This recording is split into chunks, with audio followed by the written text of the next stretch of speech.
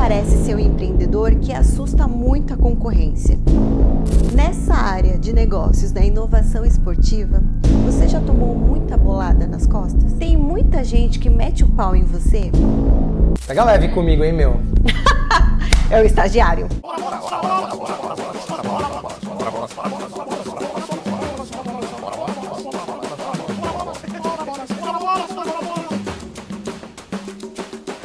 Fala galera, eu sou o Luciano Varela, sejam bem-vindos aqui direto da WA Studios na Avenida Paulista. Vamos começar mais um Hora Bolas. E hoje comigo aqui na mesa, para variar só um pouquinho, temos Pastor. Fala Pastor, beleza? Olá todo mundo que está vendo de manhã, de tarde ou de noite, seja qual for seu horário, o programa é esse aqui, Hora Bolas. Hora Bolas. Oi Babi, tudo bem? Oi, aqui estamos novamente, né? Graças a Deus. Né? Oh, mais um, né? Graças mais um. Nosso convidado hoje é muito especial. Eu tô cheio de dúvidas. Não sei nada do assunto. Como não? Não sei. Você não entende nada disso? Não, eu vou aprender hoje, agora, junto com todo mundo aí de casa. São os bastidores. Hoje nós temos uma pessoa chique.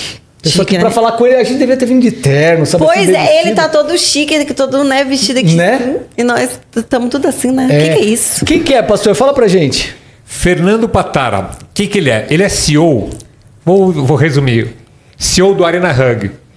Arena Hub. Opa. Já, o cara já tá até engasgando. O cara sabe tudo sobre bastidores de esporte, sobre o grande negócio que existe por trás de cada esporte. Então, assim, é um cara que pensa com a cabeça assim o esporte como diversão, mas principalmente esporte como negócio. É por aí? Fala. Já apresentaram, agora que responsabilidade vocês me trouxeram antes de mais nada. Muito feliz de estar aqui com vocês. Obrigado pelo convite. Que isso, obrigado você por estar aqui. Obrigado, Pastor. Obrigado, Babi. Espero resolver essas dúvidas que estão na sua cabeça, trazendo um pouco de visão de inovação dentro da indústria do esporte como um todo. Bem que você falou assim, estou no Arena há bastante tempo, Pastor, né? Acho que a conversa até de inovação dentro da indústria do esporte vem se cruzando muito nessa minha jornada nesses últimos aí 6, 7, 8 anos. Momentos que a gente sofreu pré-pandemia, pós-pandemia, mas estamos construindo, acho que um legado super positivo para ser absorvido dentro desse mercado que impacta tanta gente, né? São 4/5 da população impactadas pelo esporte. Você falou pré-pandemia, assim, você inaugurou a sua empresa em 2019, aí um ano depois você deu de cara com a pandemia, né? Tipo, você falou, nossa, acho que meu negócio foi por água abaixo. Você teve esse medo? Tive. Não por água abaixo, mas eu literalmente rasguei o planejamento do que havia sido feito. Para vocês terem noção, começamos a estruturar o conceito do Arena Hub em parceria com vários players da indústria, porque a gente convidou um monte de gente para construir o conceito do Arena Hub desde 2018. Faz um favor pra gente, explica pro pessoal que tá assistindo a gente o que é a Arena Hub. Eu não faço ideia. Em linguagem de leigo. De leigo. Em linguagem pra Babi entender. Bem simples. Bom, nós temos um hub de inovação no esporte. O que é um hub? Um espaço onde a gente junta pessoas com os mesmos objetivos. Então vamos lá, dentro desse hub nós temos startups, que são empresas com base tecnológica que entregam para a indústria do esporte. Eu conheço essa parte. E a gente tem startups de várias entregas, vários segmentos, engajamento de fãs, performance humana e saúde e bem-estar, arenas inteligentes, mídia e conteúdo, startup de um monte de coisa. Médica, né? A área médica, a performance pra gente, eu acho que é uma das teses mais fortes, não só no Brasil, mas do mundo. Nós temos entidades esportivas, e aí entende-se por entidades esportivas, clubes, federações, associações, todo mundo que faz por detrás a gestão do esporte. E nós temos as marcas e empresas. Hoje nós somos o principal player já da América Latina, então são mais de 220 startups, bastante gente, mais de 180 entidades esportivas como NBA, WSL, UFC, Federação Paulista de Futebol, mais de 40 clubes de Série A, B, C e D, para não desmerecer ninguém, não vou dar nome, né? Mas tem bastante gente lá dentro. Nós somos a agência oficial hoje de inovação do COB também, então isso é super relevante. Vamos falar sobre isso, calma, nós vamos chegar lá. Falar bastante. E temos diversas marcas e empresas também apoiando o desenvolvimento do Arena Hub. Então, de uma forma bem simples, pensa. As startups precisam se conectar às entidades esportivas. A gente ajuda. As startups precisam de investimento. A gente investe. As startups precisam de conexões. A gente os faz. As entidades esportivas na outra ponta precisam inovar, transformar E às vezes eles não têm o departamento de inovação. Então eles utilizam também do Arena Hub para que a gente faça isso, né? Então, tá precisando de um cascalho aí, Babi? Se precisar, ó, é só montar uma startup e joga na mão dele que ele faz... É o Midas das startups de esportes, principalmente desse segmento. Eu sou suspeito de falar, né? Porque eu tenho uma startup, inclusive o Patá... Você tem startup de quê, homem? Ixi, vamos lá. Não sabia, não. Não, Essa parte eu não sabia. Eu tenho uma startup chamada Fan Experience, que é uma startup voltada para experiências com fã. Por exemplo, a pessoa quer um vídeo seu e ela não sabe como chegar em você. Você vai, através da startup, procurar lá. Quanto que é para pegar a Babi? Eu vou cobrar X reais. A startup vai cobrar para ter o vídeo. Então, o pastor quer um vídeo. Você vai fazer um vídeo. Oi, pastor, tudo bem? Aqui é a Babi, feliz aniversário. Eu vou intermediar isso daí. Que legal. E aprendi tudo isso daí com o nosso amigo aqui, ó. Pois tá vendo? é. Que legal. Personalizar a experiência. Então, às vezes a gente olha e todo mundo me pergunta, mas como que eu vou inovar na indústria do esporte, né? Primeira lição que eu tive, aí já pegando o gancho da pré-pandemia com pós-pandemia, eu não preciso de startups necessariamente do esporte. A gente precisa de startups para o esporte, né? O esporte é muito amplo e a gente ainda tem um gap de desenvolvimento tecnológico muito acentuado. Para vocês terem noção, o índice de adoção de tecnologia no esporte no Brasil é abaixo de 10%, pessoal. É muito pouco. Sim. Né? Se você pensar numa NBA, acima de 40%, então a gente tem um mato muito alto ainda para cortar. Muitos olham isso de uma forma negativa. A gente olha isso como oportunidade. Quer dizer, se a gente tem esse distanciamento, oportunidade para as startups cumprirem o seu papel dentro da indústria. Você está trazendo um pouco do holofote para aqueles esportes menos conhecidos e menos visados, vamos dizer assim. Além do normal também, mas você também foca nesse ajudar a chamar um pouco mais. É isso, né? No final do dia, vamos lá, as necessidades são muito parecidas, independente de serem entidades grandes, médias ou pequenas. Muitas delas têm necessidade de geração de linhas de caixa e receita novas, conhecimento dos seus fãs e torcedores, geração dos seus próprios conteúdos e gestão da porta para dentro. Às vezes a gente fala em entidades grandes ou pequenas. O que são grandes ou pequenas hoje em dia? Sim. Se nós compararmos hoje o COB, que é o Comitê Olímpico Brasileiro, uma CBF, a Federação Paulista de Futebol, são grandes players da indústria. Mas são maiores que clubes de futebol? Talvez até clubes de Série B tenham receitas análogas a eles. Né? Mesmo as entidades menores, e aí quando a gente fala em entidades menores, não quer dizer que eles não tenham receitas. Eles têm hoje uma manutenção de operação com recurso muito maior do que qualquer média de empresas de pequeno e médio porte no Brasil. Quer dizer, então eles não são tão pequenos dessa forma. O ponto para a gente sensível é o quanto a gente pode ajudá-los a olhar o esporte do amanhã, não o de hoje. Porque se a gente continuar produzindo e consumindo esporte, que nem a gente estava falando, né? Que nem os nossos pais e avós faziam, alguma coisa está muito errada. Né? Sim. Hoje o consumo ele se dá de uma forma totalmente diferenciada.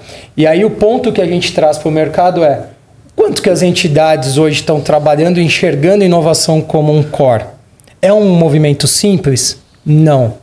A gente tem uma brincadeira dentro do Arena, que se a gente não conseguir explicar o que é o Arena, a gente brinca para tia Zioca, isso quem fala é um sócio meu no interior, porque não é fácil. Um hub.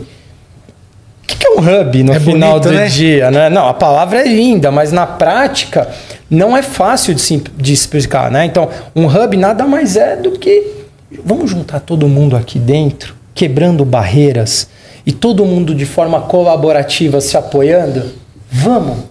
É mais legal. É criar uma comunidade, basicamente, assim, né? É uma grande comunidade, mas com entregas mapeadas. Porque quando a gente fala só uma construção de comunidade, não necessariamente você tem entregas mapeadas. Você não tem KPIs, você não tem objetivos muito claros.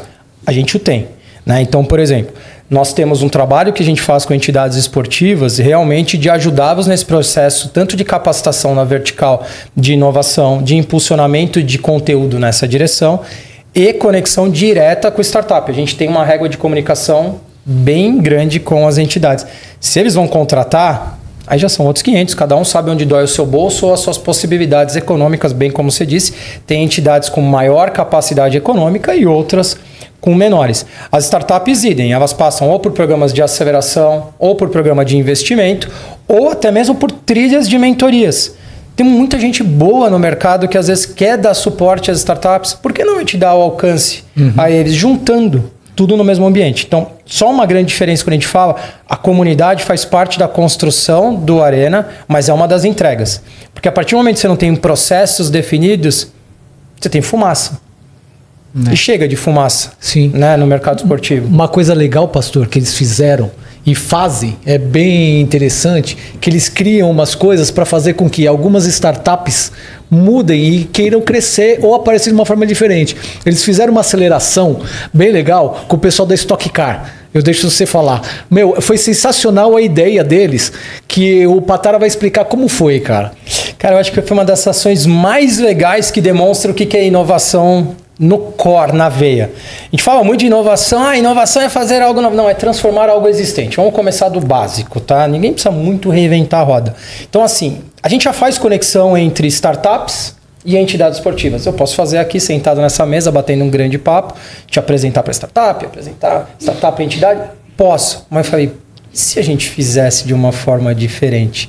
Como fez? A Stock Car é uma entidade associada ao Arena Hub, né, de automobilismo. Para quem não conhece, a Stock Car é uma entidade que faz a gestão de automobilismo no Brasil. Tá? Bom, a gente ia selecionar e selecionamos 8 projetos para serem apresentados à Stock Car. E aí, como que a gente ia mensurar qual projeto se qualifica de melhor forma para a Stock Car? Colocando o empreendedor dentro de um carro a 200 km por hora para dar uma volta em Interlagos apresentando o seu pitch. Em um minuto. Você faria, Babi? Você falaria? O cara falando lá? Falando o seu projeto. Você conseguiria apresentar alguma coisa dentro de um carro da Stock Car a 200 km por hora? Não, porque eu já dei uma volta uma vez numa corrida também, acho que era da Porsche Club. Eu entrei lá, gente, eu só gritava, pelo amor de Deus, para esse carro, eu quero sair daqui. E ele dando volta. Imagina você apresentando, não tem como. Não é simples, mas pensa, qual que é o objetivo, às vezes, de um pitch de um empreendedor? Principalmente para investidores. Você demonstrar que você tem a segurança e a capacidade de entregar a sua solução, a sua startup, o seu projeto, nos momentos mais adversos. Então a nossa brincadeira foi nessa. Então, vamos testar o empreendedor a 200 km por hora dentro de um carro. Né? Mas lógico, a gente deu a segunda chance para eles. Então um era o pitch lap e a gente fez um pit stop. Então do mesmo jeito que a gente fez com eles a 200 km por hora, a gente depois colocou eles também com uma banca examinadora, aí sim, num ambiente mais tranquilo, onde eles pararam de tremer. Porque assim, as imagens que nós temos das pessoas que participaram, cara, ficaram sensacionais, assim. Você pega uns takes da galera que você fala assim, não acredito que eu consigo fazer essa cara desse jeito, assim. E para eles virou uma experiência única. Então foi até um projeto premiado nosso dentro do Arena Hub, que a gente desenvolveu junto com a Stock Car. De novo, é uma forma de a gente inovar dentro de um processo já existente. Eu já fazia conexão. A gente só mudou a forma. Qual que era a grande proposta? Era fazer mais gente assistir ou era fazer mais gente investir no Stock Car? Qual que era a grande meta assim, do... Não, nesse qual caso... que é a dificuldade do cliente, no caso? Nesse caso com a Stock Car, a gente só queria conectar soluções que pudessem ser desenvolvidas com eles. Então, assim, a gente já tinha previamente mapeado com eles as necessidades e dores que a gente ia trabalhar. Então, se não me engano, na Stock Car eles queriam soluções de engajamento de fãs, sustentabilidade e inteligência de negócio. Eu não fui sorteado, né? eu caí nessa daí. Não fiquei tudo. E aí houve uma pré-seleção, porque foram dezenas e dezenas de startups que se inscreveram do Brasil todo. Né? Então, nosso objetivo era conectar realmente com a Stock Car soluções que pudessem ser validadas e tiveram, que eu acho que foi o mais legal. Mas o que a gente quis mostrar para o mercado é que a gente tem condições de fazer algo diferente dentro da mesma temática. Então, por que a gente não pode usar das mesmas situações que já são propostas até em programas extremamente conhecidos? Shark Tank é um programa extremamente conhecido globalmente. Vamos expor o empreendedor na frente de um monte de investidores, manda proposta de investimento, não manda, faz pergunta que coloca ele numa situação constrangedora propositalmente, porque é um programa de entretenimento. Por que a gente não pode fazer a mesma coisa só demonstrando que é possível? E o sucesso foi enorme, cara.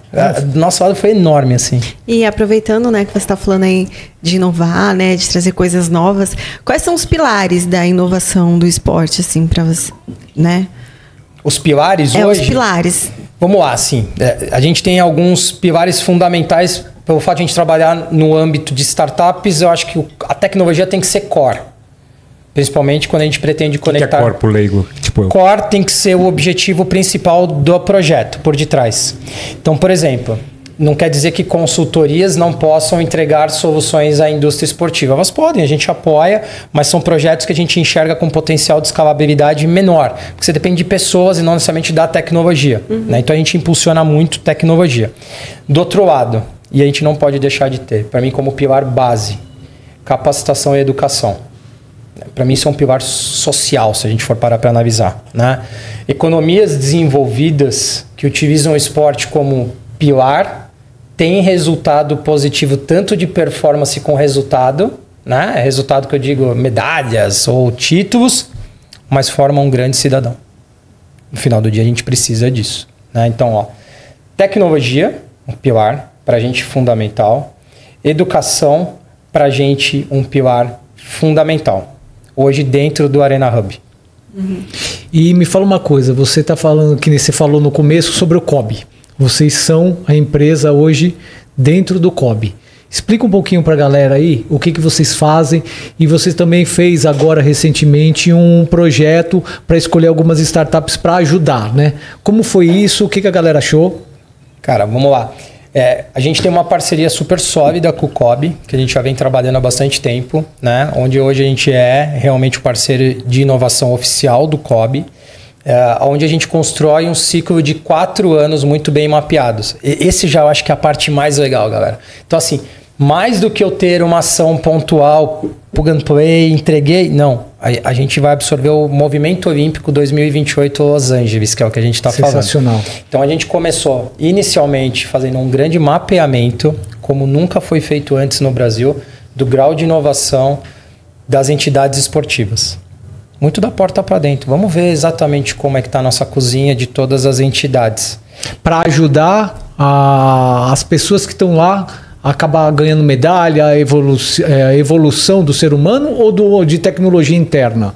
Tecnologia sendo absorvido pelas entidades. Tá. Porque quando a gente fala de entidades, confederações olímpicas, às vezes a relação que eles têm com os atletas são muito operacionais em jogos. Então, às vezes, eles não participam do desenvolvimento individual de cada um. Eles só são, às vezes, federados, né? Estão associados ao COB, mas eles não estão no dia a dia da performance. Sim.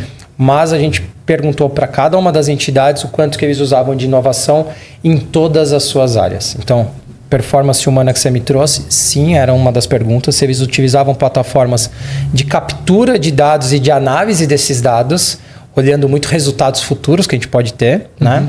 A gente fez perguntas como que eles trabalham hoje na comunicação dele com os fãs e torcedores. Tem aplicativo? Não tem aplicativo? Quais redes sociais vocês usam? Se usam redes sociais? Né? A gente foi nessa direção. Fizemos perguntas atreladas à mídia e conteúdo. São canais próprios. Estamos numa onda de todos terem seus próprios conteúdos. O próprio COB, né? Agora puxa para dentro de si de novo o desenvolvimento da TV do COB. Baita do movimento que eles estão fazendo. Educação, se eles têm trilhas de desenvolvimento e capacitação dos seus profissionais. Arenas inteligentes, se eles têm espaços. E se esses espaços hoje usam tecnologia, pô, eu tô com o escritório dentro do Allianz Parque, né? O Allianz Parque é considerado uma arena multiuso, uma das mais modernas do mundo. Sabe onde é o Allianz Parque? Sim. Sabe quem é o time de lá? É o Palmeiras. Né? Fazer o quê, né? Mas enfim, vamos lá. Exato. Mas o Allianz, independente do Palmeiras, olha que dado legal, Bibi, é a arena que mais recebe show.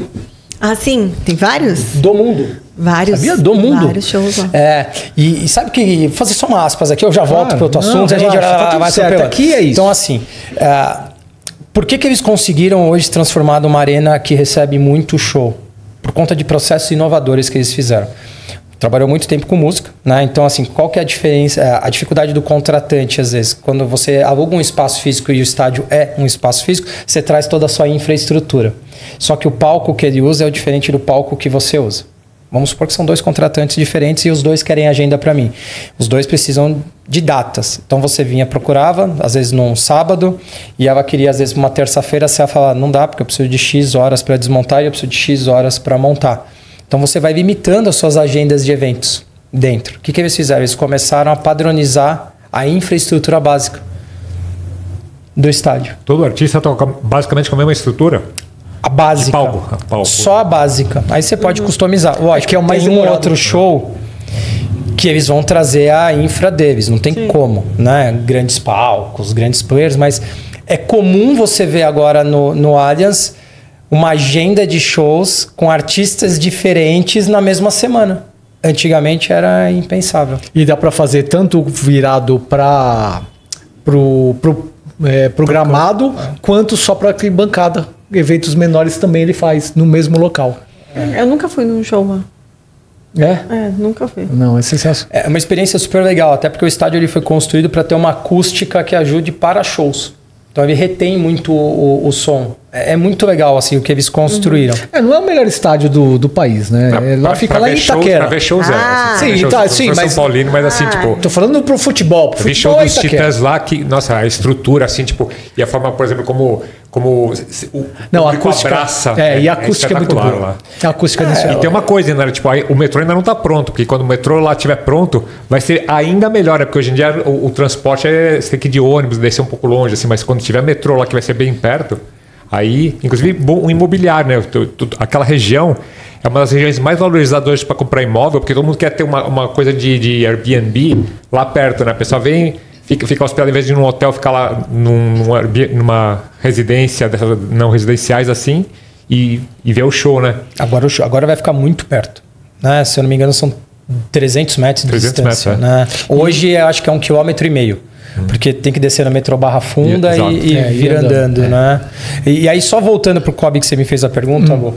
Então, assim, a gente está tendo a oportunidade de construir uma trilha com o COB até olhando a Lei 2028. Então, a gente começa com esse grande mapeamento, que para a gente foi super importante, mas ele serve como base para as próximas entregas que a gente vai fazer. Uma delas foi esse grande desafios de startups que nós fizemos, mapeando oportunidades de startups para ser entregue ao movimento olímpico.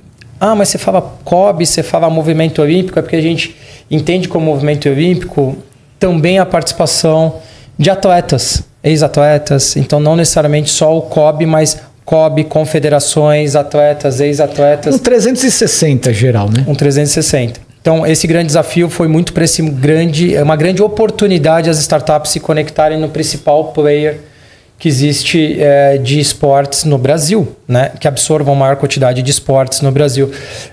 O COB e o movimento olímpico, a marca olímpica, ela é tão absurdamente aceita globalmente que fizeram um teste reputacional e 100% das pessoas conhecem os arcos. Então, se você fizer um comparativo de marcas, você coloca às vezes a marca dos Jogos Olímpicos. A segunda marca mais conhecida, se não me engano, eu acho que era Apple e Nike. Globalmente falando, os Jogos Olímpicos têm um reputacional maior, porque ele passa muitos valores por detrás. Então, as startups terem essa oportunidade de se relacionar com o principal player, para a gente é muito importante. E essa é só a primeira etapa, porque a gente ainda tem mais 3 anos até os Jogos Olímpicos. Então, o quanto a gente vai poder lá na frente colher de frutos do que está sendo plantado hoje. E esse movimento é único. Pela primeira vez a gente consegue construir uma esteira de desenvolvimento de ações. Isso é muito bom, né? Inclusive até seu filho pode daqui a pouco, né, Babi? A Babi tem um filho que joga bola, viu? Joga. Joga no São Paulo. Escolheu um ótimo time para jogar. Será? Não, é melhor a posição. Qual que é a posição mesmo? Não sei. Então essa daí, viu? Falar em futebol, assim, tem esportes que são mais reticentes, que resistem mais a inovações tecnológicas, assim, existe esse tipo de coisa? Não, isso aqui não mexe com isso, que isso aqui é sagrado, tipo... Tem. Eu acho que não é só uma questão de ser sagrado ou não. Às vezes ele tem regras que foram construídas há muito tempo que dificultam a transformação dessa regra. E aí vou nesse lado, ó. A gente transforma o esporte, na nossa visão, de algumas formas. Então você transforma o esporte utilizando tecnologia na modalidade esportiva.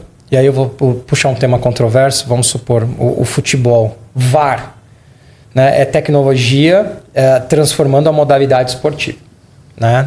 Independente se o VAR é bom ou ruim, né? Para mim, tecnologia é tecnologia. Mas eu vou citar outras para não ser injusto. Você tem o touchpad na natação, você tem sensores hoje de esgrima, você tem bola dentro, bola fora no vôlei, no tênis, sensor de rede. Bom, é tecnologia mudando o esporte.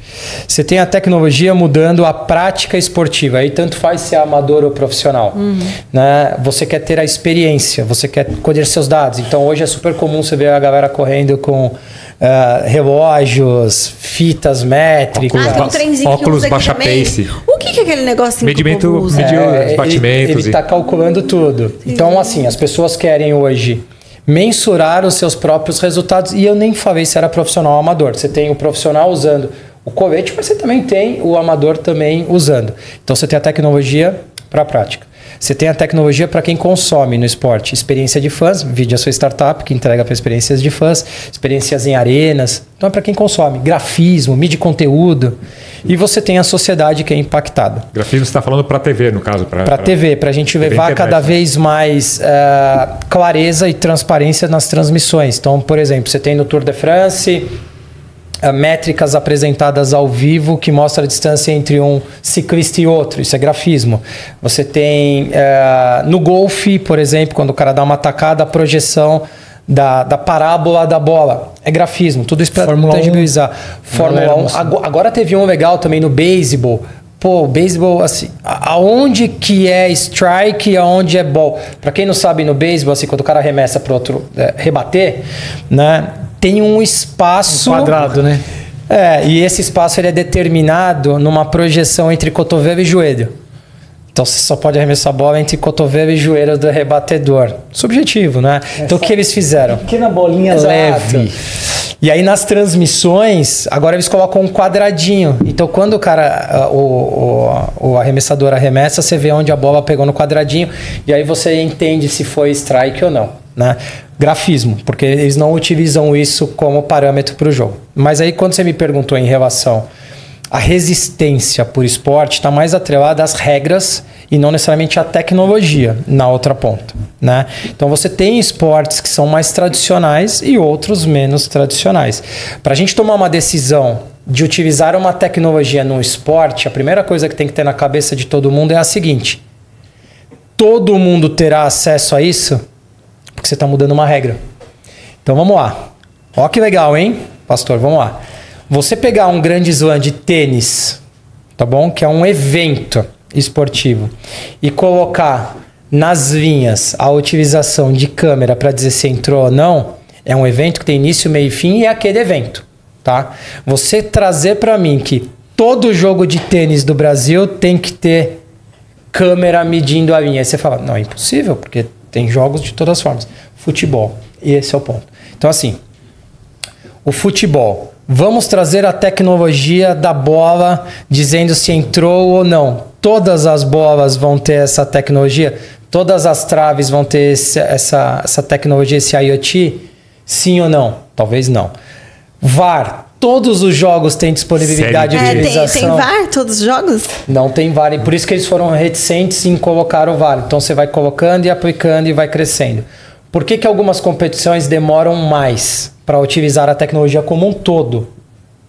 Porque você não consegue replicar para todos, dando iguais condições. Então, às vezes é mais fácil você trazer, que nem tivemos agora no Mundial de Clubes, né, o impedimento semiautomático. Por que a gente não tem já no Brasil impedimento semiautomático? Money. Quantos campos eu teria que colocar essa parametrização de câmera?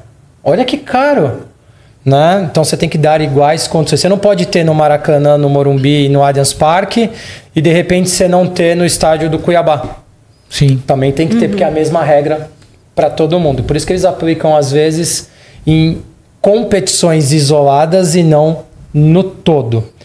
Aí eu vou te trazer uma devolutiva. Pensa num esporte tradicional. Mas muito tradicional, inglês. Inglês? Mas muito tradicional, vamos lá. Beisebol. Não sei se beisebol é inglês. Cricket, ó, pegando o gancho, cricket. Cricket?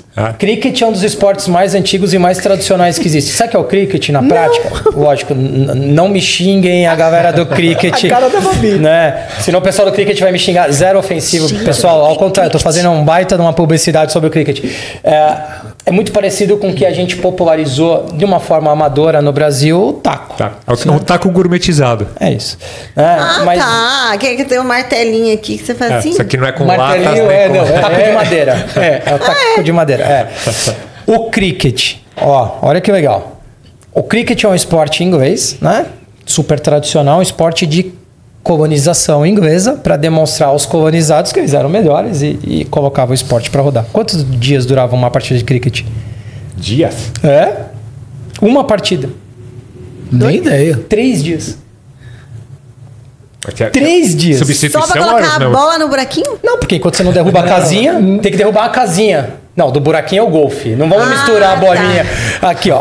São bolas diferentes, calma, Babi. É um negocinho aqui assim, É uma casinha assim, ó, que você tem que acertar. Então é tipo um triângulozinho assim, sabe? Não, é um contra o outro. Assim, são 4 pessoas, vamos lá. São 4 pessoas. É um arremessador. Fica um arremessador atrás de cada casinha e 2 rebatedores. Então o arremessador tem que acertar essa casinha e o outro tem que acertar outra. É o famoso taco no Brasil, que você quebra vidro. E aí você precisava vender. Você precisava vender isso para o mercado, porque vive-se do que? O mercado esportivo, de publicidade, patrocínio, propaganda. Vou transmitir o cricket em qual emissora por 3 dias, gente? Não dá mais, ninguém fica nem no estádio 3 dias. Né? Então, o que eles fizeram? O maior mercado de cricket do mundo é a Índia. Já não é mais a Inglaterra há muito tempo. 1 bilhão e 700 milhões de praticantes. E é o principal esporte. Né? Eles criaram uma modalidade reduzida de tempo em que você joga exatamente pelo mesmo período de uma NBA, com entradas igualzinho. Pegaram o modelo da NBA e replicaram. Então eles transformaram um esporte extremamente tradicional num baita de um esporte hoje praticado e consumido, onde os jogadores viraram astros. Então a partida ficou curta. Então começou a passar em tudo que é emissora no mundo todo. Aonde a final foi o esporte mais consumido, foi o evento mais consumido na Índia, na história. Foi a final do Mundial de Cricket. E aí você me pergunta, mas aonde está a inovação nisso? No esporte, na regra. Né? Então, assim, precisei da tecnologia que a gente falou como pilar, não, mas eu usei o que? A capacitação e a educação para mudar. Eu mostrei que era importante. Mas eles usam uma tecnologia de uma forma muito legal. Tem uma regra, Babi, no cricket, que a gente usava no taco também, né? Sim. 3 para trás, troca. Perde o taco. Né? Só que a bola vem a 200 km por hora que o cara arremessa. O que é pegar no taco? Como que você percebe se pega no taco se ela só trisca? Sabe o que eles fizeram? Olha que legal. Eles criaram uma tecnologia que fica acoplada na transmissão, não necessariamente no taco, em que eles conseguem medir se houve mudança de som. Porque o único jeito de você ver se bate no taco é com a raspada, com barulho. E aí mostra o gráfico no jogo, grafismo no jogo. Quando bate a bola, teve dúvida, eles mostram o quadradinho do gráfico da bola e se teve variação no gráfico. Quando ela encosta no taco. Se ela teve variação, é porque encostou. Um esporte que está usando muita tecnologia hoje é a Fórmula 1, né? Porque a Fórmula 1 estava ficando velha, tinha virado esporte de tiozão, assim, ficou só os coroas saudosos do Senna que assistiam, né? Aí, de repente, os caras pegaram e perceberam que tinha um filão. Aí fizeram lá série na Netflix, fizeram, sei lá, as transmissões hoje com os grafismos que lembram muito o videogame. Tem um filme também agora, né? Tem o filme do F1, que é um filme com uma super bilheteria boa, tipo, sei lá, 400 milhões já foram arrecadados. Então, assim, um filme, então, assim, isso também é trabalho de uma startup que falaram, vamos fazer isso aqui para esse esporte voltar a ser uma coisa para jovens? Não necessariamente da startup, nesse caso específico. Tudo que eles utilizam lá dentro, na verdade, às vezes podem ter startups ou tecnologias que estão sendo entregues, né? Porque eles gamificaram toda a Fórmula 1 de um modo geral. Então hoje você assiste parecendo um videogame mesmo. Desde cockpit, desde escolher câmera que você quer assistir, não quer criaram um aplicativo, e aqui sim tem a inovação e a tecnologia, onde você pode interagir. Então você assiste no aplicativo e na TV. Por que no aplicativo? Porque você tem toda a telemetria acontecendo simultaneamente. Então você prefere ver no aplicativo os dados de performance de todos os pilotos, não só de quem estão mostrando. Mas eu acho que o salto de performance da Fórmula 1, e para mim aqui foi uma tacada de mestre, foi no Drive to Survive, da Netflix. Pela primeira vez, a gente utilizou gravação, né? Na verdade, takes de cinema e esporte. Então mudou. Então quando você assistia a Fórmula 1 na época do Senna, você tinha a percepção de que o carro passava devagarzinho. Quando passa hoje faz... né? Muito rápido. E aí por quê? Porque eles pegaram os takes de filmagem de Hollywood que foram aplicados no Drive to Survive. Esse foi o primeiro. O segundo, o mercado que tinha de Fórmula 1 nos Estados Unidos era desse tamanhozinho. Perdia para NASCAR, perdia para Fórmula Indy. Eles não tinham penetração nos Estados Unidos. Quando eles fizeram a série Netflix, deu um boom no jovem que consumia conteúdo. Lógico, Netflix estourada nos Estados Unidos. E aí o pessoal começou a voltar a consumir muito Fórmula 1. E aí trouxeram as provas de novo para os Estados Unidos. Virou de novo um baita de um sucesso. Realmente eles equipe americana, pilotos americanos. E rejuvenesceram. Né? Rejuvenesceu a base. Né? E acho que o suporte a tudo isso é o que vem acontecendo em paralelo com a própria gamificação. Sim. Então hoje você tem uma experiência em casa de console que é como se você estivesse pilotando um carro. Né? O que pra gente, quando a gente era novos, a gente é novo, mas mais novo, vamos colocar assim, lá atrás que era jogar videogame em 2D, hoje você está imersivo com óculos de realidade aumentada. Então seu filho vai se beneficiar muito das jornadas futuras. O meu também, eu também tenho um de 9 anos. Né? Então assim, isso aproxima eles cada vez mais de um consumo futuro de uma modalidade. Agora, você falou aí da gamificação, só que ao mesmo tempo que, assim, que o videogame te apresenta esportes, como a própria Fórmula 1, tal, que é um game muito jogado, mas também tem a coisa assim, o game também te tira da arquibancada e te senta na poltrona de gamer, né? Tipo, o esporte, ele ajuda ou ele atrapalha o esporte em geral, assim? Eu acho que ajuda, desde que a gente entenda e-esporte como esporte. Pronto, aí ajuda. Então você está consumindo e-esporte, você está consumindo esporte para mim. E eu enxergo os dois da mesma forma. Eu acho que o maior problema que a gente tem em relação hoje ao volume e à quantidade de games que existem é o quanto que você substitui a atenção. Né? A gente luta por atenção o tempo todo. Né? O que antigamente a gente se restringia ao que nos ofereciam, hoje você consome o que você quer, na quantidade que você quer, no momento que você quer, na plataforma que você quiser. Antigamente a gente não tinha isso. A globalização fez isso acontecer, né? Fez. Então, qual que é a dificuldade que eu tenho com o meu filho? E ele que está me ouvindo agora, eu falo para ele, né? Até porque eu conversei com ele sobre comigo isso. Também. Né? Então, assim, como tirar o meu filho de uma tela, né? Para praticar esporte. Para praticar esporte. Eu estou sofrendo Hoje igual. Em dia é difícil, né? Porque as crianças querem saber mais de... Por exemplo, o meu é viciado naquele FIFA. Né? Ele adora jogar o FIFA. Então, assim... Mas ele ainda opta mais por jogar na quadra, né? E aí, quando ele cansa da quadra, ele sobe e quer jogar FIFA. O meu não quer sair da frente do computador ou do celular jogando direto com os amiguinhos. Ele tá no computador, mas tá aqui, ó. Então, vamos lá. Não, ó, tô comprando, eu tô fazendo... É isso. Mas, ó que... Vamos fazer um comparativo do quanto que isso é benéfico, do quanto que as entidades esportivas precisam acompanhar esse desenvolvimento, né? De um lado é ruim, porque você tem uma oferta muito grande de jogos, coisa que a gente nunca teve. Ter um FIFA é legal. O FIFA ainda você está jogando algo atrelado ao esporte. Ok, você está expandindo a sua experiência, mas você continua um consumidor do esporte na outra ponta, porque os jogadores são os jogadores reais. Você vai querer comprar uma camiseta, você vai querer comprar bola, porque você joga. O consumo vai existir. Já está no esporte. O problema é quando a gente sai do consumo do esporte para outros jogos, de uma forma geral. E isso acontece muito, né? Como que a gente utiliza, então, desse volume? Por exemplo, Roblox. Zero propaganda, mas vamos citar o Roblox, né? Fortnite. Eu nem sabia o que era isso. Pokémon. Se não fosse meu filho de 6 anos falar, mãe, baixa Roblox, eu falei, mas o que é isso? a gente fica... É umas coisas que eu não sei. Mas, ó, vou pegar... Aí você pensa do lado de cá. Você tem um clube de futebol que você precisa conversar com uma geração mais nova. E você já não consegue reter essa geração mais nova simplesmente pela transmissão do seu jogo. Consegue colocar teu filho 1h40 assistindo um jogo? Não, ele vai falar para mim, pai, pausa, adianta. Eu vejo depois, né? Porque eles controlam o tempo deles, né? Aí o clube precisa associar marca. O que o clube faz? Se transfere para um ambiente dentro do jogo. Então, por exemplo, o Atlético Mineiro montou um ambiente dentro do Fortnite. O COB fez um ambiente dentro do Roblox.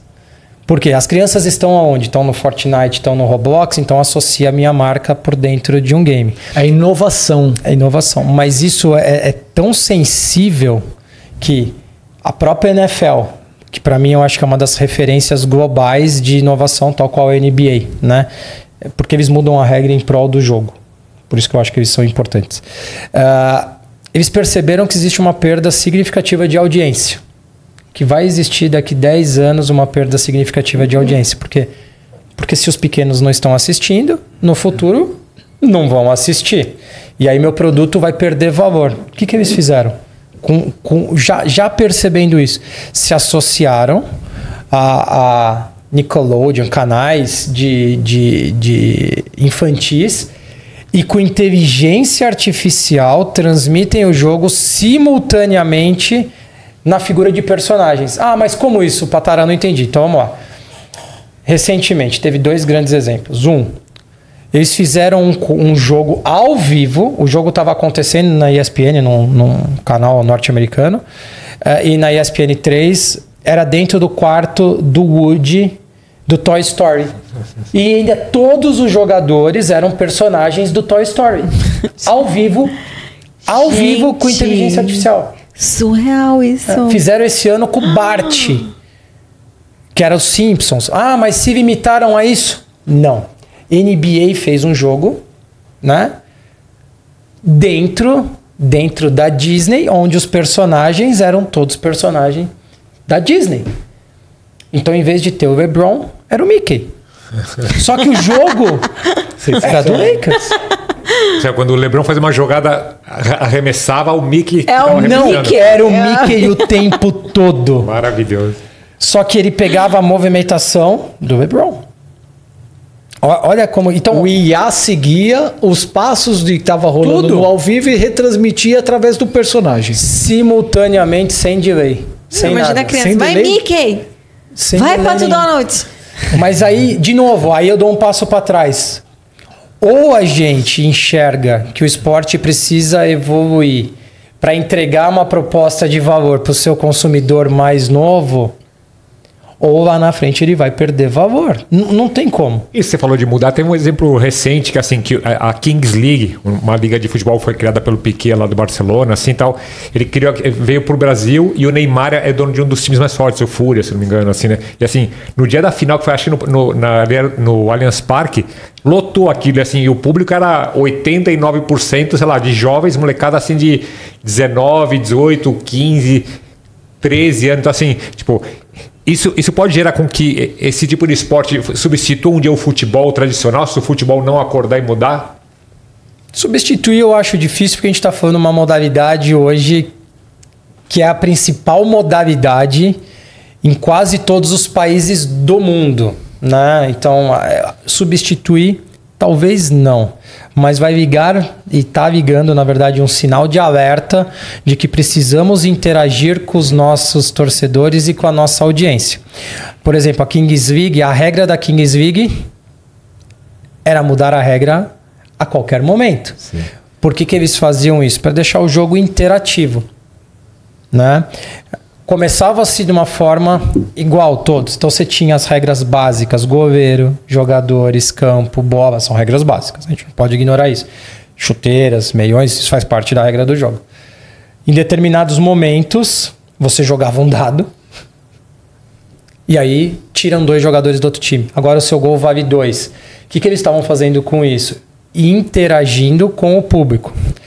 Mas é um produto de entretenimento. Né? Trouxe resultados positivos? Muito positivos para o mercado, mas de novo, demonstrando que é importante você conversar com o seu público. Mas existe em outros mercados? Existem. A própria Fórmula E, que são de carros elétricos. Conforme o piloto tem mais engajamento, ele recebe uma dose a mais de energia no seu carro. Para poder ultrapassar. No Stock Car também tem isso, né? O Fan Boost. Fan Boost. É a mesma coisa. Você está interagindo com o seu público. O que a gente não pode é ignorar que por detrás existe uma massa de pessoas aficionadas e apaixonadas por algo. Citei a NFL, todo ano mudam as regras. Mas muda a regra básica, que é a quantidade de jogadores? Não, mas mudam os critérios subjetivos. O que eu te dava de falta antes protegendo a defesa, agora é pró-ataque. Por quê? Como que você volta para casa quando seu time empata 0-0? Bravo. Sensação de perda de tempo. Não tem nem conversa nos grupos de WhatsApp. Quando perde, você fica bravo, mas você ainda se defende no grupo. O 0-0 é infatório. É oxo, né? É oxo, sabe? Então, o esporte norte-americano, ele preza por trazer prazer a quem? Aos torcedores. Então, é comum você ver um jogo 120-120. E o marketing nos Estados Unidos é tudo. Eu fui assistir um jogo de beisebol. Cara, os caras pegam aquelas bazuca, começam a jogar a camiseta pra galera, no público, pra agitar. Ou seja, todo momento tá fazendo. Então, todo momento basquete é uma festa, né? Tem aquelas câmeras Kiss Cam, tem um monte de câmeras. Tem a câmera do flagrante do adultério. Do nada, do adultério. Legal. Aí aparece os bichos, uns ursos, uns negócios, assim. É isso aí, gente. Estamos aqui no Hora Bolas com o Fernando Patara. E você que tá aí, curte, compartilha, avisa a galera. Se tá gostando ou não tá, dá o seu like aí. Vamos continuar aqui ajudando, né? Afinal, Babi, Pastor, que nós precisamos aqui da sua força. Patara, me fala uma coisa com relação agora à NFL. Porque a NFL, quer queira, quer não, ela sempre foi americana. Mas ela tá ganhando o mundo. E o ano passado ganhou o Brasil. E esse ano vai ganhar novamente. O que você acha disso para o esporte e para nós também? Para mim é uma expansão de marca sem precedente, né? Ele já vem nesse movimento, principalmente europeu, há bastante tempo. Então, assim, eles já rodam jogos em Londres fixos todo ano. Foram para a Alemanha. Sempre estiveram no México e a gente só conseguiu vir para o Brasil porque eles estavam reformando o estádio no México e aí deu um gap de agenda e absorveram no Brasil. O Brasil sempre esteve como a bola da vez, porque nós somos, eu acho que, o terceiro ou quarto maior consumidor de NFL do mundo. Eu adoro. Né? E olha que doido, nós não tínhamos anteriormente jogo, nós não temos uma liga muito estruturada de futebol americano. Temos, mas não tão estruturada. Tinha lá quando o Frota jogava. É isso que eu ia falar. O Frota era a referência do Brasil. Era a referência do Corinthians, né? Olha a fase. E é uma demonstração de como se constrói marca de grandes ligas, né? Então, assim, ele já tem uma audiência global e não é fácil a audiência da NFL, né? Os Estados Unidos, eles têm um privilégio de poder construir grade, porque se você olhar o mapa norte-americano, diferente do Brasil, que é vertical, né? Então, a gente tem 2 fusos, então você não consegue transmitir mais de um jogo, 2 jogos, porque só tem 2 fusos. Os Estados Unidos, ele é horizontal. Vai então, 3 até. Você consegue 3 até 4 jogos diferentes por conta dos fusos. Porque quando você sai do leste para o oeste, dá, sei lá, 6 horas de diferença, 5, 6 horas de diferença. E aí você consegue reter uma audiência para construir um esporte. Coisa que a gente não consegue necessariamente no Brasil. Né? Então, mas do mesmo jeito que isso é positivo, quando o norte-americano tem que ir para vender o seu produto fora dos Estados Unidos, principalmente no mercado asiático, que é muito consumidor, os horários não batem. Aí ficam muito distantes. E para o brasileiro isso? Isso daí, que nem agora, o Philadelphia Eagles, que foi o campeão. Ele colocou no anel o logo do Brasil. Tem ali agora o logo do Brasil, porque eles vieram jogar aqui, né? Eles fizeram uma das competições aqui. E para o brasileiro, o que você acha? Isso daí vai pegar, não vai pegar? Esse ano vamos ter de novo, né? Quem que vem, você sabe já? Sei, quem vem agora é o Kansas Chiefs, que é baita de um time. Marrone é o principal jogador, né? E o Los Angeles Chargers também vem, que tem uma baita de uma torcida. Eu estive no primeiro jogo, né? A experiência de você estar com canhão de camiseta. Tivemos também lá na Arena Itaquera, né? Na Arena do Corinthians. Foi uma baita de uma experiência. Tivemos as condições de acompanhar como um americano constrói um evento esportivo, principalmente no âmbito de hospitalidade. Fiquei assustado com a quantidade de helicópteros que desceram no estacionamento. Posso estar enganado, mas foram mais de 40 helicópteros por hospitalidade, assim, tinha filas de helicóptero para descer. A arrecadação que eles fizeram foi de centenas de milhões de reais do jogo como um todo, né? Então você teve realmente uma grande primeira experiência no Brasil, e eu acho que eles vieram para ficar. Eles vieram para ficar para mim por alguns aspectos, tá? Então eles vieram para ficar porque através de um grande jogo eles montaram uma estrutura operacional agora no Brasil. Então isso demonstra que eles vieram para ficar. Eles vieram para ficar porque agora a gente tem suporte dos próprios times construindo marcas no Brasil. Então isso, de novo, demonstra que eles vieram para ficar. A gente tem hoje a NFL em Brasa, que é um evento igual a NBA House que você tem, que é uma casa nos playoffs. Você tem a NFL em Brasa também, que é feita para o público. Super legal, onde a galera podia correr, arremessar bola, chutar bola, fingir que era um jogador. Estão abrindo lojas, né, no Brasil, em alguns shoppings. Temos as lojas. E já sei que tem uma agenda futura para permanência no Brasil. Quando a gente fala de NFL, eles não cravam datas e eles não cravam permanências, né? O que a gente sabe é que teremos em São Paulo esse ano, possivelmente teremos no Brasil ano que vem novamente, né? Esse é o desejo de todos. Tivemos recentemente o Eduardo Paes cravando que seria no Maracanã, né? Não sei se será no Maracanã. Talvez tenhamos fortes indícios, porque o Eduardo Paes já manifestou interesse. Pensando como a NFL é um grande palco para você estar, a gente não pode ignorar, é o estádio mais conhecido na América Latina como um todo. Imagina ter um grande jogo no Maracanã, isso é mágico, já tivemos finais de Copa do Mundo no Maracanã 2 vezes, então para a NFL isso pode ser muito importante. Eu acho que o mais legal é, se você olhar a construção do que foi feito com a NFL no Brasil, é um desenho muito bem estruturado. Então você já tem há anos canais de mídia fortalecendo a construção, que não foi fácil. Isso é um movimento que começou lá atrás com o seu Xarel, Luciano do Vale, a gente está falando lá atrás, que não pegou. Por quê? Porque é muito diferente da prática do que a gente tem, né? Por mais que a gente ache que a gente tem vários esportes, o Brasil é apaixonado por futebol, né? Você teve, através de uma construção de conteúdo, a personalização por transmissões. Então lá atrás você já teve Everaldo, que hoje está na Globo, muito bom, Rômulo Mendonça, que hoje está em vários canais, trazendo esse público mais de uma forma mais leve, porque não é fácil, mas mais do que isso, massificação de regras. Então eles ensinaram as regras e toda transmissão, independente de onde seja, eles repetem as regras toda santa vez. Porque você nunca sabe se é a primeira vez que a pessoa está assistindo. E às vezes você assistiu 10 vezes e continua sem entender direito, né? Tipo, por que não valeu, por que valeu, é meio difícil de entender às vezes. Minha mulher gosta de assistir por causa do show no intervalo. Mas já está aprendendo as regras que nós estamos ensinando. Você sabe como que eu gosto de assistir? Olha, eles no canal fechado, eles têm uma parceria com a Disney, né? Que transmite ESPN. Eles têm um canal que chama Red Zone. Para quem não sabe, você tem a End Zone, que é onde você faz o touchdown, e a Red Zone são as últimas 20 jardas. Sim. Então, quando você pensa as últimas 20 jardas, você sabe que vai ter um lance legal, né? Porque todo mundo reclama do futebol americano porque ele para muito jogo de meio de campo, chuta a bola para cá, chuta para lá. Então, às vezes, quem não está acostumado... O Red Zone, então já é um convite para quem está nos assistindo, né? O Red Zone, eles mostram só os melhores momentos de todos os jogos e às vezes com 1, 2, 3, 4 câmeras simultâneas, sempre na última faixa do campo.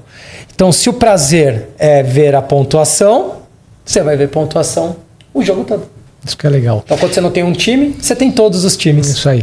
O seu trabalho é esporte. Mas, assim, o que você gosta de fazer no seu lazer, né? Tem algum esporte que você pratica, que você gosta?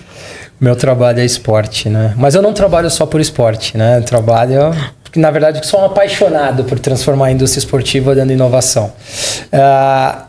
Eu tenho hoje um esporte. Meu esporte sempre foi futebol. Sempre fui um apaixonado por futebol, né? Igual o Pastor, joga muito. Pastor joga muito. Com as duas pernas esquerdas. As duas pernas esquerdas que ele tem, né, Babi? Se a esquerda for a boa, pensa nesse lado positivo. O problema é que nenhuma das duas é. Praticamente um curupira, né? Não, eu sou canhoto e sempre fui meio esquerdo, então minha paixão sempre foi jogar bola, né? De vez em quando ainda jogo bola lá no Allianz, quando a gente faz uns jogos comemorativos.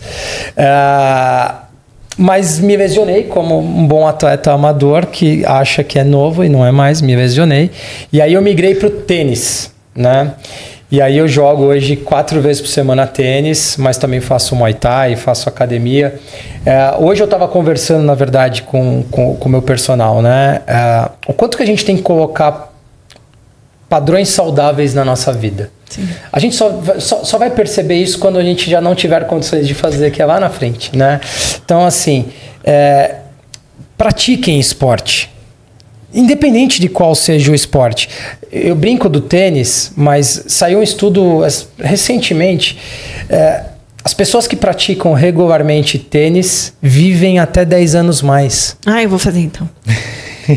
Cara, mas pensa. Aí você fala, mas por quê? Porque é um esporte que às vezes te dá um mínimo de explosão física, mas você não tem contato com ninguém, você não vai se machucar. Você tem que ter o cognitivo sempre muito desenvolvido, porque a bola está longe, a bola está perto, então você tem profundidades. Você está com a mão batendo na bola, você tem coordenação motora, sabe? Então, assim, e isso é real. Às vezes eu jogo com pessoas 70 mais, 80 mais, fazendo dupla, tudo bem, você não precisa exigir muito, mas você está numa prática esportiva. Então, independente de qual esporte a pessoa pratica, e eu sou a favor de praticar qualquer esporte, pratique algo, sabe? Assim, mantenha seu corpo saudável, porque depois que a gente envelhece, aí já é caminho sem volta, né? A dor, ela vai ser inerente à nossa vida em algum momento. O ponto é, você quer levantar com mais facilidade ou com menos facilidade? Sim. Né? Então, hoje eu faço então tênis, Muay Thai, musculação, faço academia, né? E só não faço mais porque não tem mais tempo, senão eu fazia mais. Hein? Mas é muito bom. E depois de tudo isso, tem que sempre ter um churrasquinho, não tem? De vez em quando para repor as energias, né? Churrasquinho tem, sempre o churrasquinho acontece. É um bom churrasco e um bom vinho. Boa. Ai, nossa. A minha vida se limita a um bom churrasco. Tudo. E a um bom vinho. E se tiver que colocar na prioridade, é um bom vinho e talvez um bom churrasco, assim. E Babi, ele gosta de churrasco. O que você indica pra ele? Não, assim, mas pro churrasco ficar bom mesmo, assim, churrasco bom, sabe? É esse aqui, ó, Gran Corte. Gran Corte, pro churrasco fica bom. Carne Esse suína. É pra você. Com esse não tem erro. Esse aqui é pra você. Não. Carne pra mim? suína, e muita gente não Opa. sabe, mas a carne suína ela é muito mais saudável que a bovina. Tipo, até para quem pratica esportes, por exemplo, assim, a carne suína ela traz muito mais benefícios do que a carne bovina, assim. E E a o brasileiro ainda tem um certo. É que dizem que é uma gordura que se queima rápido, né? Sim. Então, se você olhar as grandes dietas calóricas, para quem pratica esporte acha que não, mas a dieta tem que ser calórica, todo mundo fala, coma bacon, né? Porque por mais que seja uma gordura que Eu como no meu café da manhã, uma fatiazinha ali do bacon, mais 3, 4 ovos ali, né? Então. E a Gran Corte tem um diferencial, não tem, Babi? Tem, porque é suíno e. Tem a granja própria. Eles têm mais de 30 granjas próprias, então é eles próprios que produzem a carne deles. Então, preciso olhar. uma Desculpa, qualidade assim. Eu sou indelicado. Eu sou vontade daqueles é que seu. ganham presente e abre, sabe? Eu não tenho problema com Pode isso. conferir aí, que é, ó, bom, viu? É que Ó, é de verdade. O melhor não lugar de é abrir de esse presente é na verdade. cozinha. Por que todo mundo acha que é mentira? A Gran Corte Não, mandou de deixa eu verdade. mostrar, deixa eu mostrar, porque é de verdade, galera. Vocês estão... Olha isso. Não, gente, é de verdade mesmo. Quando a gente dá um presente, a gente traz de verdade, E entendeu? acabou aquele joguinho de tênis, tá com os amigos lá, aí degustar uma carne boa, assim. Quem vem no Horas Bolas sempre ganha um presentinho, né? Afinal de Gran contas, Corte. Ficar até aqui assim, ó. Boa. Esse daqui garantiu o meu e das pessoas que jogam comigo, né? Porque o tênis sempre tem que ter um parceiro. Alguém vai Sim. se dar bem comigo. É o seu parceiro. Nessa brincadeira aqui. E, Patará, agora, com tudo isso daí, já que você gosta de um desafio, tênis, você sabe que é sempre um contra o outro, no máximo 2. Agora, uma pergunta que nós queremos fazer. Nós temos a nossa Tênis, querida como assim Babi. tênis é um contra o outro, no máximo 2? Os jogos de duplas, o que acontece? Então, dupla de 2. São duplas, são dupla de quatro. 2, né? Ora, pois. 4, não, 2 de cada lado. 2 de cada esses lado. Então, dois, ou é meu. de frente pro outro, ou 2 de cá. Entendeu? Mas é isso aí. Então, é o seguinte. Nós temos a nossa querida Babi aqui.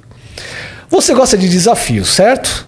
Perfeito. Então, nós vamos fazer um desafio pra você. Que tal ficar de frente com Babi? Ô, louco.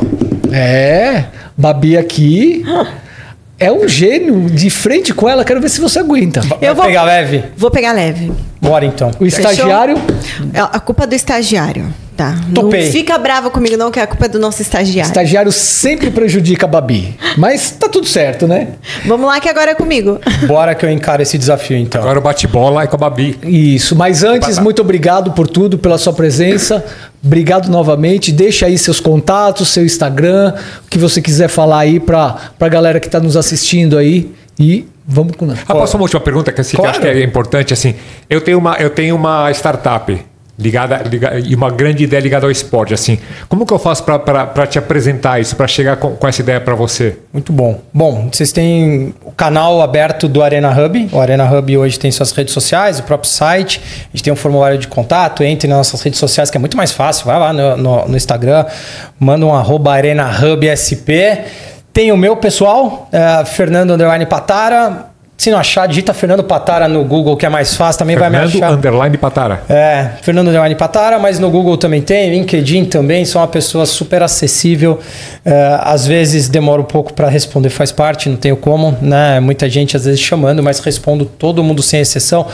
Convido a todas as startups, independente do seu estágio, início, fase de ideação, fase de prototipação, escala.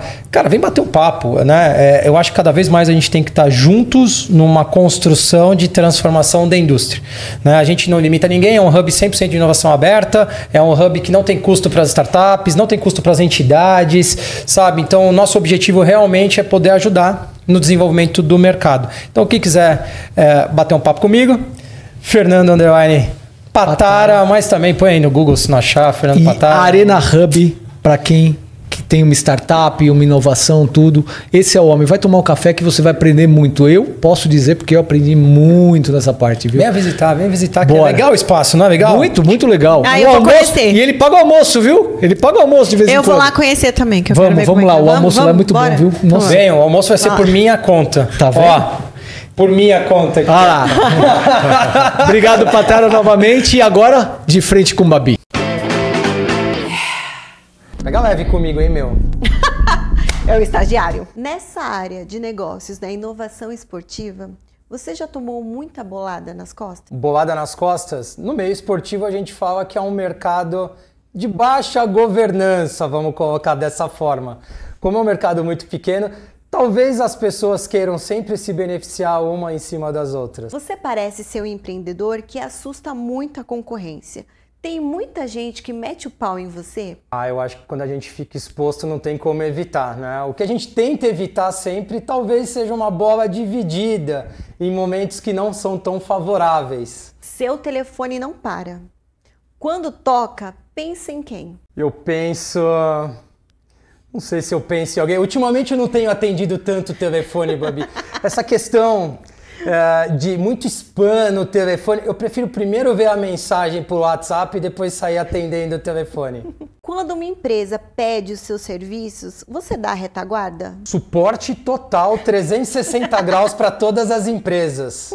Nesses seus anos de esporte, você já viu muito grosso? Pois é, né? Isso a gente não tem como evitar. Em todas as situações você tem as pessoas que aparecem mais e outras que aparecem menos e performam menos. Na sua empresa, você gera muito lixo.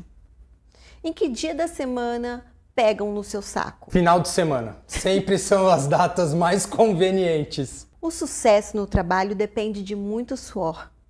Você pega duro logo cedo? Pego duro logo cedo.